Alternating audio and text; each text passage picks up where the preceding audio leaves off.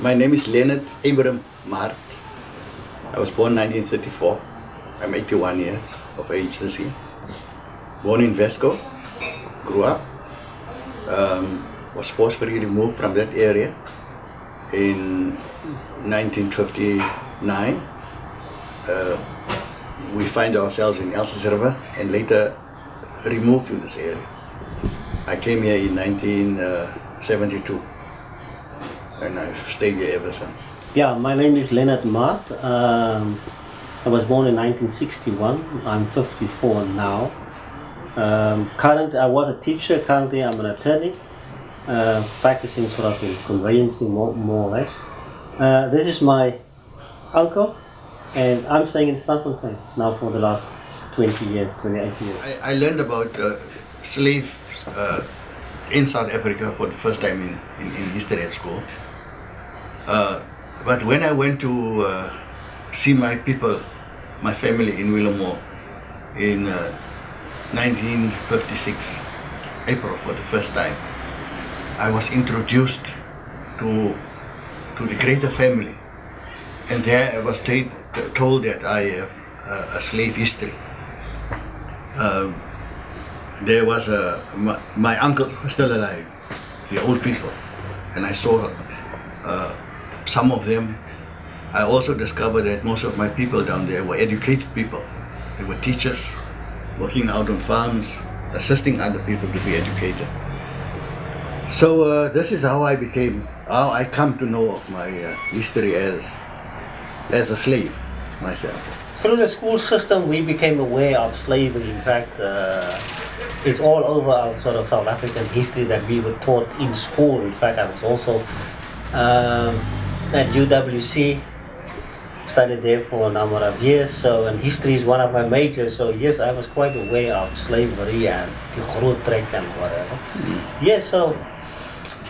And we were also aware that, look, there is some kind of connection to the slave history, but it wasn't, let's say, until we met, we developed, and so on, that this thing sort of, the slaves took hands over over time, and that's it. We got to that point where we now try to see the link and try to find the link, but we were aware that, yes, we belong somewhere there. I'm trying to find the link. I see that there are sort of gaps missing. For instance, sometimes you get to a point and then you say, okay, maybe this is it. And then you find that in the annals it just says, ongetrouwd. Now you can't find the name of the child because the mother was ongetrouwd. And you say, oh my goodness. For instance, this morning I tried to find Gert Maart. Okay. Because Iso Maart, his father was Gert Maart, and that would sort of put us into 1790. And I couldn't find Gert Maart. And I said, no, the history was only recorded from 19 so on and so on onwards. And okay, so now there's a big gap. I can't find Gert Maart.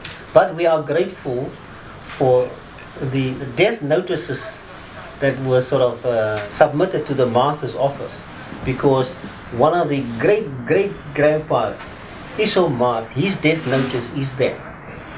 And the name of his father is there, and all his children, which sort of tell us where we come from, and that puts us sort of inward and more. But unfortunately, I couldn't go back further. I wish more that has been done so that people knew about slaves and the difficulties they encountered, more especially in the country, because it was through slavery which was perpetuated, which we experienced in the apartheid era. So if people knew more about slavery, people would have known their origins and how to move forward. Some of us were very lucky to, in spite of the difficulties in which we find ourselves, I found myself on the factory floor. And I had to educate myself on the factory floor, went for training in the ministry, later went to university. We got up, and so did the sons of my brothers.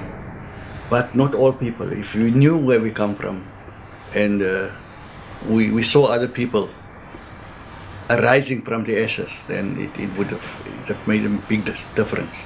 Yes, I would say that from an academic point of view, a lot has been done to record the history.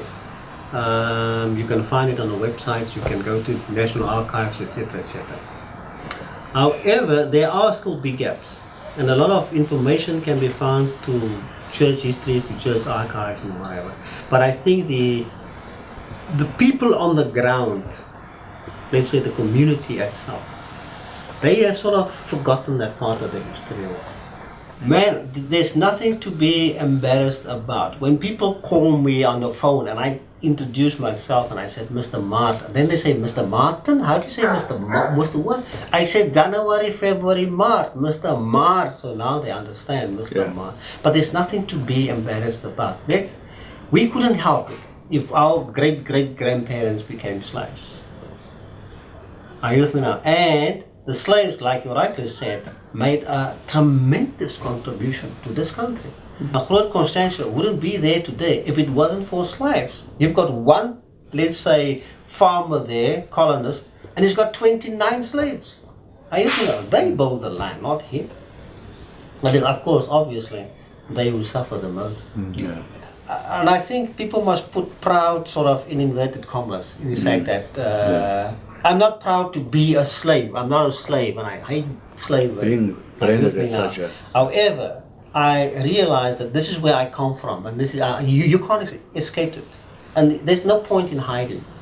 But you also realize the good things that they have done and the contribution you have made, and I think that it is on us to actually take those things forward. Unfortunately, given our history here in this country, like when slavery ended, the farmers the colonists were still in charge.